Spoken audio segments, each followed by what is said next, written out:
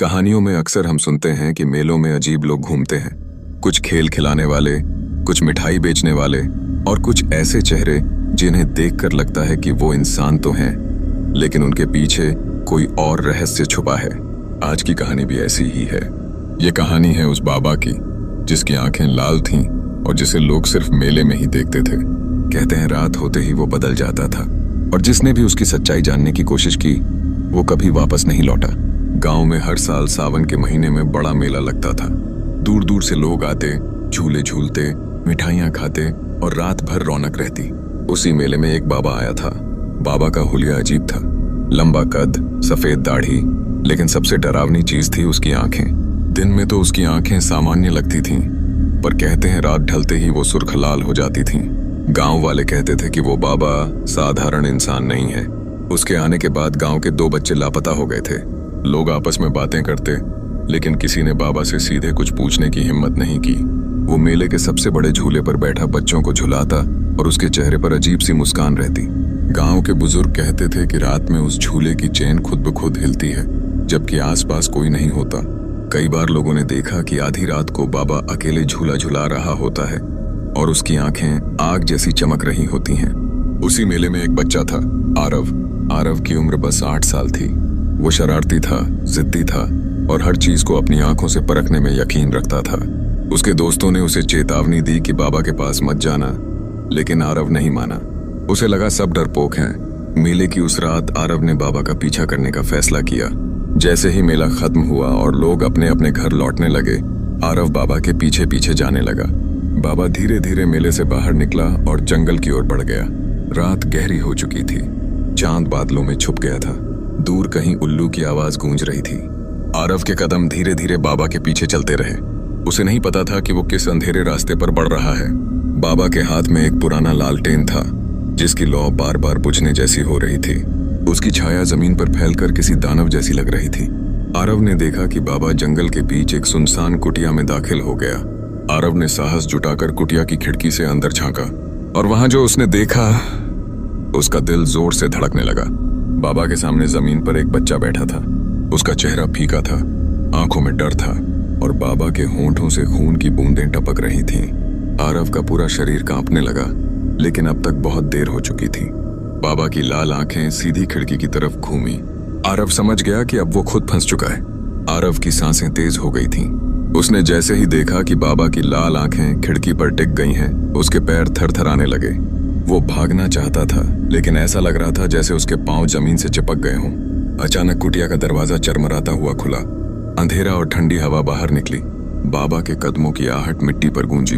बाबा धीरे धीरे खिड़की की ओर बढ़ा और आरव समझ गया कि अगर उसने यहाँ से भागने में जरा भी देर की तो उसका हश्र भी उसी बच्चे जैसा होगा, जिसके होंठ नीले पड़ चुके थे और आंखें खाली ताक रही थीं। आरव ने हिम्मत जुटाई और तेजी से जंगल की तरफ दौड़ पड़ा। उसके पैरों की आहट इतनी तेज थी कि पत्तों की सरसराहट और टहनियों के टूटने की आवाज दूर तक सुनाई दी, लेकिन पीछे से बाबा की धीमी गुर्राहट उसकी रूह कपा रही थी। बाबा ने चिल्लाकर कहा, कोई भी इस जंगल से जिंदा नहीं निकल सकता। आरव भागते भागते गांव के रास्ते तक पहुंचा, लेकिन उसके चेहरे पर ऐसा डर था कि अगर कोई देखता तो तुरंत समझ जाता कि उसने कुछ बेहद डरावना देख लिया है। गांव में उसी वक्त कुछ लोग मेले से लौट रहे थे। उन्होंने देखा कि आरव हांफता हुआ पसीने से लथपथ भाग रहा है। उसके हाथ कांप रहे थे और आंखें डरी हुई थीं। उन्होंने उसे पकड़कर पूछा कि क्या हुआ, लेकिन आरव के होंठ जैसे सिल गए थे। वो बस एक ही बात कह रहा था, बाबा, लाल आंखों वाला बाबा। गांव वाले तुरंत अलर्ट हो गए, क्योंकि ये वही बच्चा था जिसने दिन में सबके सामने कहा था कि वो बाबा का पीछा करेगा। और अब उसकी हालत देखकर सबको शक होने लगा कि वाकई में उस बाबा में कुछ तो खौफनाक है। गांव के बुजुर्गों ने लोगों को इकट्ठा किया। सब चौपाल पर जमा हुए और वहीं आरव को लाया गया। बहुत समझाने के बाद जब उसका डर थोड़ा कम हुआ तो उसने कांपती आवाज में बताया कि बाबा जंगल में बच्चों का खून पीता है। गांव में अफरा तफरी मच गई। औरतें अपने बच्चों को घरों के अंदर ले गईं। मर्दों ने डंडे और मशालें उठाईं। सबने मिलकर तय किया कि इस बार उस बाबा की असलियत सामने लानी होगी। लेकिन जैसे ही लोग जंगल की ओर बढ़े, अचानक चारों तरफ सन्नाटा छा गया। पेड़ों के पीछे से जैसे कोई उन्हें देख रहा हो। मशालों की लौ बार बार बुझने जैसी हो रही थी और तभी एक चीख जंगल के अंदर गूंजी। वो चीख किसी इंसान की नहीं, बल्कि किसी जानवर जैसी थी। इतनी तीखी कि सबके कान सुन्न हो गए। गांव वाले एक दूसरे को देख रहे थे। उनके चेहरों पर डर साफ झलक रहा था, लेकिन अब पीछे हटने का कोई रास्ता नहीं था। अगर आज वो बाबा को छोड़ देते तो शायद अगले दिन कोई और बच्चा गायब हो जाता। सब लोग धीरे धीरे कुटिया की तरफ बढ़े, लेकिन जैसे ही वो वहां पहुंचे उनके पैरों तले जमीन खिसक गई। कुटिया गायब थी। जहां कुटिया खड़ी थी वहां सिर्फ राख और जलने की गंध बाकी थी। आरव चीख पड़ा। यहीं था वो, यहीं खून पी रहा था। गांव वाले समझ नहीं पा रहे थे कि अचानक पूरी कुटिया कैसे राख बन गई। लेकिन तभी एक आदमी की नजर जमीन पर पड़ी। वहां छोटे छोटे पैरों के निशान थे, जैसे बच्चों को घसीट कर ले जाया गया हो। अब सबके दिल कांप उठे। गांव में मातम सा माहौल छा गया, क्योंकि अब ये साफ था कि बाबा इंसान नहीं बल्कि कुछ और है, और उसकी नजर अब पूरे गांव के बच्चों पर है। गांव वालों के बीच अफरा तफरी फैल चुकी थी। बच्चे रो रहे थे, औरतें अपने घरों के दरवाजे बंद कर रही थीं, और मर्द चौपाल पर मशालों और डंडों के साथ खड़े थे। सबकी आंखों में गुस्सा तो था, लेकिन उस गुस्से के पीछे छुपा डर साफ झलक रहा था। गांव के बुजुर्ग मौलवी साहब ने कहा, आज रात किसी बच्चे को अकेला मत छोड़ना, सब अपने अपने घरों के अंदर रहो। अगर बाबा सच में इंसान नहीं है तो उसका सामना इंसानी ताकत से करना नामुमकिन है। हमें होशियारी से काम लेना होगा। लेकिन कुछ नौजवानों का खून खौल रहा था। उन्होंने कहा कि चाहे जो भी हो, उस बाबा को हम पकड़कर गांव के बीच लाएंगे, और अगर वो इंसानों का खून पीता है तो आज रात उसका खेल खत्म कर देंगे।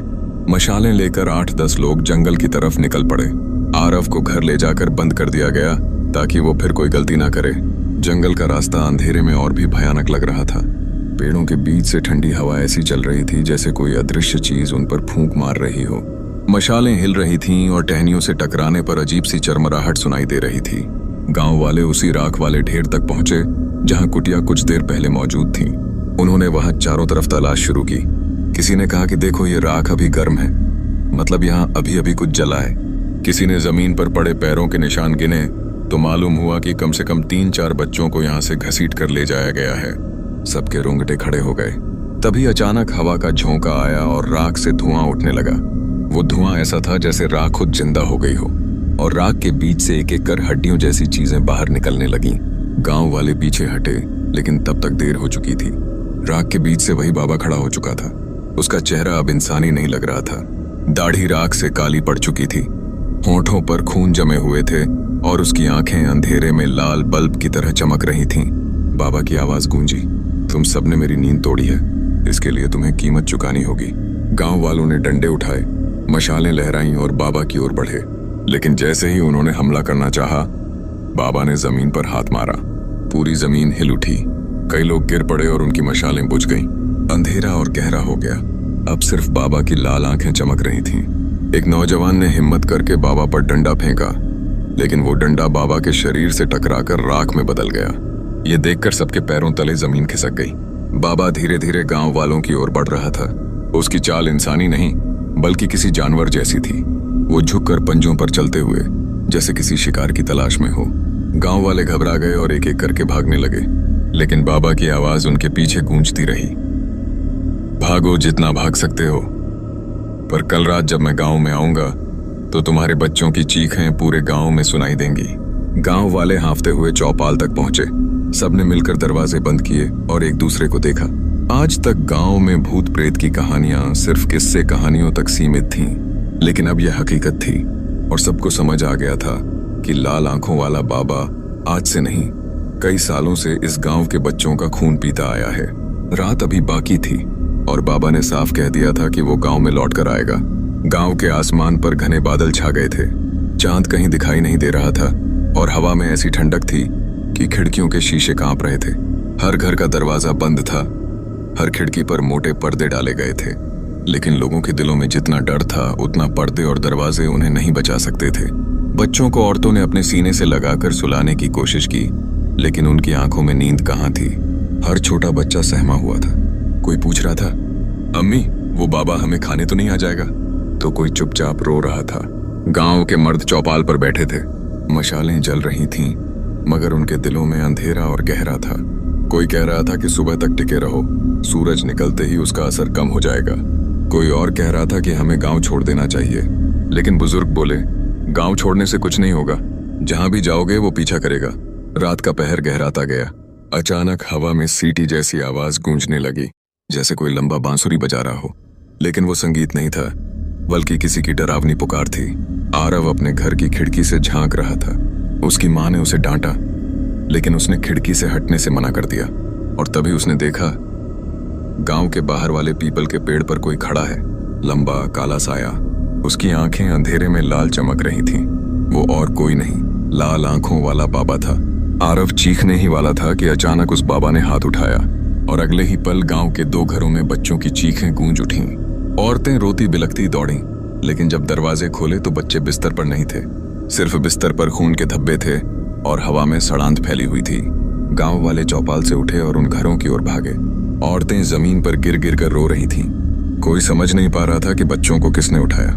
दरवाजे बंद थे, खिड़कियां बंद थीं, फिर भी बाबा अंदर आया और बच्चों को उठा ले गया। आरव कांपते हुए बोला, मैंने देखा था।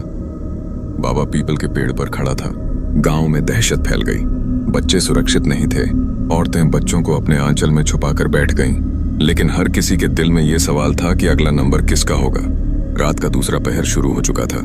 अचानक चारों तरफ से कुत्तों के भौंकने की आवाज आने लगी, जैसे कोई अनजानी परछाई गांव के बीच घूम रही हो। मशालें अपने आप बुझने लगीं। बुजुर्ग बोले, वो आ चुका है। अब कोई दरवाजा, कोई ताला बच्चों को नहीं बचा पाएगा। और सच में अगले ही पल एक और बच्चा अपने घर से गायब हो गया। उसकी माँ चीखती रह गई और सब लोग बस अंधेरे में दौड़ते रहे। गांव अब एक जीता जागता कब्रिस्तान बन चुका था और सबको यकीन हो गया कि अगर इस रात का कोई हल नहीं निकला तो सुबह का सूरज शायद किसी बच्चे के लिए न निकले। गांव की औरतों की चीखें, बच्चों की गुमशुदगी और घर घर का मातम अब गांव वालों को और सहन नहीं हो रहा था। चौपाल पर बैठे नौजवान गुस्से से तड़प उठे। रामू नाम का एक जवान बोला, अगर हम आज भी बैठे रहे तो कल हमारे बच्चों की बारी होगी। डर डर कर मरने से अच्छा है कि उस लाल आंखों वाले को यहीं गांव में रोककर खत्म कर दें। मौलवी साहब ने धीरे से कहा, बेटा, वो इंसान नहीं है। इंसान को इंसानी ताकत से हराया जा सकता है, लेकिन ये मामला अलग है। इसमें सिर्फ बहादुरी नहीं, अक्ल भी लगानी होगी। गांव वाले एक दूसरे को देख रहे थे, लेकिन अब सबकी आंखों में गुस्सा और बदले की आग थी। उन्होंने तय किया कि आज रात गांव खाली नहीं रहेगा। सब मर्द चौपाल से मशालें और हथियार लेकर निकलेंगे और बाबा का पीछा करेंगे। सबसे पहले उन्होंने उन घरों की तलाशी ली जहां से बच्चे गायब हुए थे। जमीन पर अजीब निशान थे, जैसे किसी ने बच्चों को जबरदस्ती घसीटा हो। दरवाजों के ताले ज्यों के त्यों थे, मगर बच्चों के बिस्तर पर खून के छींटे और राख बिखरी हुई थी। बुजुर्ग ने कहा, ये राख इंसानी नहीं, ये उसी बाबा की है। वो जिस जगह जाता है वहां राख छोड़ जाता है। फिर सब लोग मशालें उठाकर जंगल की ओर बढ़े। इस बार औरतों ने भी अपने बच्चों को गोद में उठाकर दरवाजे बंद नहीं किए, बल्कि चौपाल पर बैठ गईं ताकि कोई पीछे से हमला न कर सके। जंगल की अंधेरी पगडंडी पर मशालों की रोशनी टिमटिमा रही थी। हवा में बदबू थी, जैसे किसी जानवर का ताजा खून सड़ रहा हो। अचानक पेड़ों के बीच से आवाज आई, एक भारी हंसी जो इंसानी नहीं लग रही थी। बाबा की आवाज गूंजी, तुम सब मुझे रोकने आए हो? क्या तुम सोचते हो कि तुम में से कोई जिंदा लौटेगा? गांव वालों ने मशालें ऊपर उठाईं और एक साथ चिल्लाए, आज तेरा खेल खत्म होगा। अचानक पेड़ों के बीच से लाल चमकती आंखें एक एक करके दिखाई देने लगीं। पहले सबको लगा कि बाबा अकेला है, लेकिन जैसे जैसे वो आंखें बढ़ती गईं, सबके शरीर सुन्न हो गए। बाबा अकेला नहीं था, उसके साथ कई परछाइयां थीं जो इंसानों जैसी दिखतीं, लेकिन उनके चेहरे विकृत और भयानक थे। शायद ये वही बच्चे थे जो सालों पहले गांव से गायब हुए थे। उनकी आत्माएं अब बाबा की गुलाम बन चुकी थीं। गांव वाले कांप उठे, लेकिन फिर भी रामू ने मशाल उठाई और बाबा की ओर दौड़ा। उसने मशाल बाबा के चेहरे पर मारी। धड़ाम! बाबा कुछ कदम पीछे हटा और उसकी दाढ़ी जलने लगी। उसने भयानक चीख मारी, जिससे पूरा जंगल हिल गया। गांव वालों ने मौका पाकर डंडों और तलवारों से हमला कर दिया। बाबा चीख रहा था, लेकिन उसकी ताकत इंसानी ताकत से कहीं ज्यादा थी। उसने जमीन से राख उठाई और हवा में फेंकी। राख धुएं की तरह गांव वालों की आंखों में घुस गई। कई लोग अंधे होकर जमीन पर गिर पड़े, लेकिन बाकी लोग डटे रहे। उन्होंने मिलकर बाबा को पीपल के पेड़ के नीचे घेर लिया। मौलवी साहब ने जमीन पर कुरान की आयतें पढ़नी शुरू की। हवा अचानक थम गई। बाबा की आंखें और ज्यादा लाल हो गईं। उसने गुर्रा कर कहा, बंद कर ये सब, वरना सबको जिंदा खा जाऊंगा। लेकिन इस बार गांव वाले पीछे नहीं हटे। उन्होंने मशालें पेड़ पर फेंकी। आग भड़क उठी और उसके उजाले में सबने बाबा का असली रूप देखा। वो इंसान नहीं था, उसका चेहरा सड़ चुका था, शरीर हड्डियों का ढांचा लग रहा था और आंखें अंगारों की तरह जल रही थीं। गांव वालों ने हिम्मत करके हमला किया। आग की लपटों और डंडों से बाबा को घेर लिया। वो चीखता रहा, लेकिन इस बार गांव वाले पीछे नहीं हटे। गांव पर पहली बार उम्मीद की किरण जगी थी। लेकिन तभी आग की लपटों के बीच से बाबा ने अपनी लंबी बाह फैलाकर एक नौजवान को पकड़ लिया और उसके सीने को अपने पंजों से फाड़ दिया। उसकी चीख ऐसी थी कि पूरा गांव कांप गया। गांव वालों ने देखा कि इस लड़ाई में जीत इतनी आसान नहीं होगी, क्योंकि लाल आंखों वाला बाबा अब पूरी तरह अपने असली रूप में आ चुका था। पीपल के पेड़ के नीचे आग की लपटें भड़क रही थीं। बाबा का असली रूप अब सबके सामने था। उसकी हड्डियां बाहर झांक रही थीं। चेहरा किसी सड़े हुए शव जैसा था और उसकी आंखें लाल न होकर अब खून की नदी जैसी लग रही थीं। उसकी हर चीख पर पूरा जंगल कांप रहा था। गांव वाले डंडों, तलवारों और मशालों से उस पर टूट पड़े, लेकिन उनकी हर चोट का असर बस कुछ पलों के लिए होता और फिर बाबा और ताकतवर हो जाता। रामू ने जोर से चिल्लाकर कहा, पीछे मत हटना, वरना हमारे बच्चे कभी वापस नहीं मिलेंगे। गांव वाले दहाड़कर आगे बढ़े। किसी ने उसके कंधे पर वार किया, किसी ने आग से उसे जलाने की कोशिश की। बाबा चीखते हुए पीछे हटता, लेकिन अगले ही पल उसकी लंबी बाह किसी न किसी गांव वाले को पकड़ लेती। एक झटके में वो आदमी हवा में उठता और बाबा उसके गले में अपने दांत गड़ा देता। खून छपककर जमीन पर गिरता और उसकी चीख रात की खामोशी चीर देती। गांव की औरतें चौपाल से ये सब देख रही थीं। उनके रोने और चिल्लाने की आवाजें पूरे माहौल को और डरावना बना रही थीं। थोड़ी ही देर में 5-6 नौजवानों की लाशें जमीन पर बिखरी पड़ी थीं। उनकी आंखें खुली की खुली रह गईं और चेहरों पर खौफ जमा हुआ था। बाबा के शरीर पर जगह जगह जलने के निशान थे, लेकिन वो अब और भी हिंसक हो चुका था। उसने दोनों हाथ ऊपर उठाए और जमीन से राख का तूफान उठा। वो राख इंसानों की राख थी, जिनकी आत्माएं उसने निगली थीं। राख हवा में घूमकर गांव वालों के शरीर पर चिपकने लगी। जिनके शरीर पर राख गिरी, उनकी त्वचा जलने लगी और वो दर्द से चीखते हुए जमीन पर गिर पड़े। मौलवी साहब लगातार आयतें पढ़ रहे थे। उनकी आवाज कांप रही थी, लेकिन उनके शब्द हवा में गूंज रहे थे। बाबा बार बार उनकी तरफ बढ़ता, लेकिन जैसे ही उनकी जुबान से आयत निकलती, बाबा कुछ पल के लिए पीछे हट जाता। गांव वाले अब समझ चुके थे कि असली ताकत उनके हाथों के डंडे या तलवार में नहीं, बल्कि मौलवी साहब की दुआओं में है। लेकिन समय बहुत कम था, क्योंकि बाबा ने अचानक एक बच्ची को पकड़ लिया। वो रोती रही, चीखती रही, लेकिन बाबा ने उसे अपनी बाहों में जकड़ लिया। औरतें चौपाल से चीखने लगीं, मेरी बेटी छोड़ दे, अल्लाह का नाम ले। बाबा ने हंसते हुए बच्ची को ऊपर उठाया और बोला, ये मेरी खुराक है। गांव वाले टूट पड़े। किसी ने मशाल फेंकी, किसी ने पत्थर, लेकिन बाबा ने बच्ची को अपने मुंह के पास ला लिया। मौलवी साहब ने पूरी ताकत से चिल्लाकर एक लंबी आयत पढ़ी। बाबा कुछ पल के लिए चीखा और बच्ची उसके हाथों से नीचे गिर गई। गांव वाले भागकर उसे उठा ले गए, लेकिन इस कोशिश में 3 और लोग बाबा की पकड़ में आ गए। उनके सीने फाड़ दिए गए और उनका खून जमीन पर बहने लगा। गांव खून से लाल हो चुका था और हर मौत के साथ बाबा और भी ताकतवर होता जा रहा था। गांव वालों के पास अब बस एक ही सवाल था, क्या इस दरिंदे को हराना मुमकिन है, या फिर ये रात आखिरी रात साबित होगी। रात कट गई, लेकिन गांव की आंखों से नींद गायब थी। हर घर में खामोशी थी, लेकिन हर आंगन में चूल्हे की बुझती राख जैसे किसी तूफान की गवाही दे रही थी। गांव में अब और इंतजार की गुंजाइश नहीं थी। कई बच्चे लापता थे और हर रात किसी न किसी घर में मातम फैल जाता था।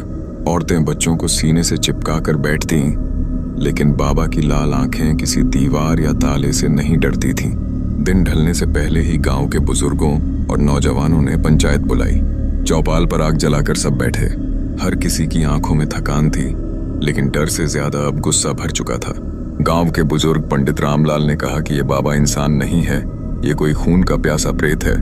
इसे सिर्फ मंत्रों और ताकत से नहीं, बल्कि दिमाग से हराना होगा। उन्होंने बताया कि बाबा के लाल आंखों का राज है उसका खून। जब तक वो दूसरों का खून पीता रहेगा, उसकी शक्ति बढ़ती रहेगी। लेकिन अगर उसका खून आग में बहा दिया जाए, तो उसकी आत्मा तड़प कर नष्ट हो सकती है। गांव का एक नौजवान ईश्वर आगे आया। उसके छोटे भाई को भी बाबा उठा ले गया था। ईश्वर की आंखों में आंसू थे, लेकिन आवाज में लोहा। उसने कहा कि मैं बाबा का सामना करूंगा, लेकिन अकेले से कुछ नहीं होगा, सबको साथ देना होगा। योजना बनी कि रात को जब बाबा मेले के झूले के पास आएगा, तो उसे वहीं घेर लिया जाएगा। झूले के नीचे और चारों ओर तेल और सूखी लकड़ियां रख दी जाएंगी। जैसे ही बाबा फंसेगा, आग लगा दी जाएगी। लेकिन आग लगाने से पहले उसे घायल करना जरूरी था, ताकि उसका खून बहकर लकड़ियों में समा जाए और वही उसके नाश का कारण बने। गांव की औरतों ने भी मदद की। उन्होंने लाल मिर्च का धुआं और नमक से बने छोटे छोटे थैले तैयार किए। कहा जाता था कि ऐसे अशुभ प्रेत इनसे कमजोर पड़ते हैं। बच्चे और बूढ़े गांव से दूर खेतों में भेज दिए गए ताकि रात को कोई मासूम शिकार न बने। सूरज डूबने से पहले ही पूरा गांव मानो एक युद्ध भूमि में बदल गया। हर घर से कोई न कोई तलवार, दरांती या जलता हुआ मशाल लेकर चौपाल पर पहुंचा। हवा में तनाव था, जैसे आने वाले तूफान से पहले की चुप्पी।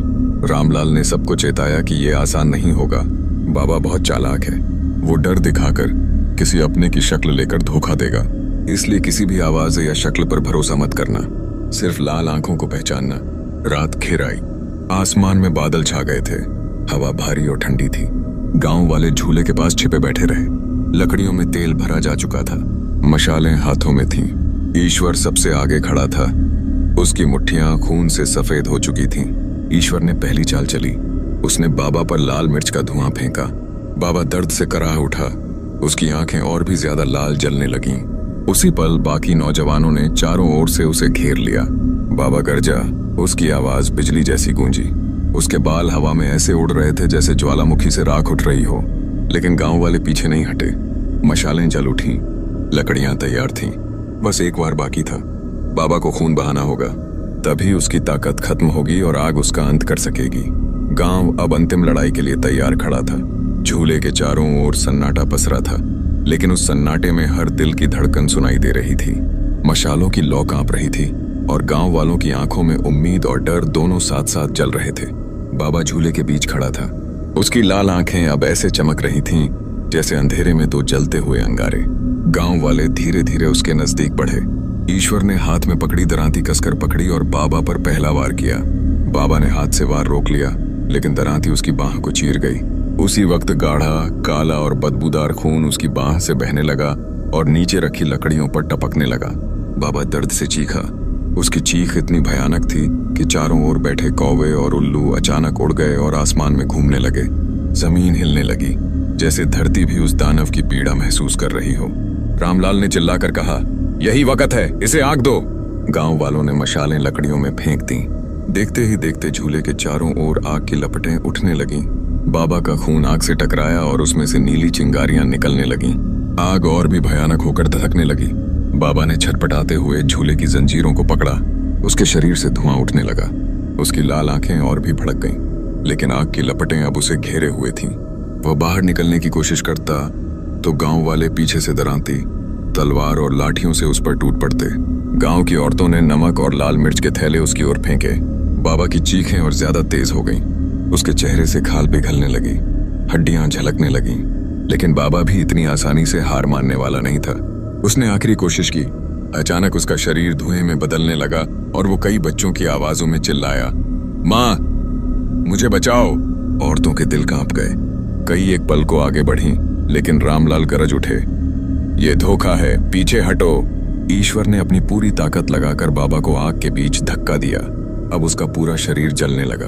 उसके लाल आंखें धीरे धीरे बुझने लगीं। आसमान में काले बादल गरजने लगे, मानो प्रकृति भी इस युद्ध का गवाह बन गई हो।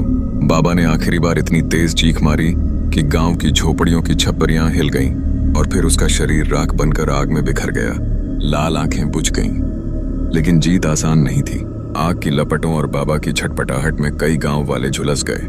कुछ की जान भी चली गई। ईश्वर भी बुरी तरह घायल हो गया। उसका शरीर खून से लथपथ था, लेकिन उसकी आंखों में संतोष था कि उसने अपने भाई और गांव का बदला ले लिया। सूरज उगने लगा। गांव में सन्नाटा छा गया। बच्चे धीरे धीरे वापस लाए गए, लेकिन कई परिवार अपने खोए हुए बच्चों और अपनों के लिए हमेशा रोते रहे।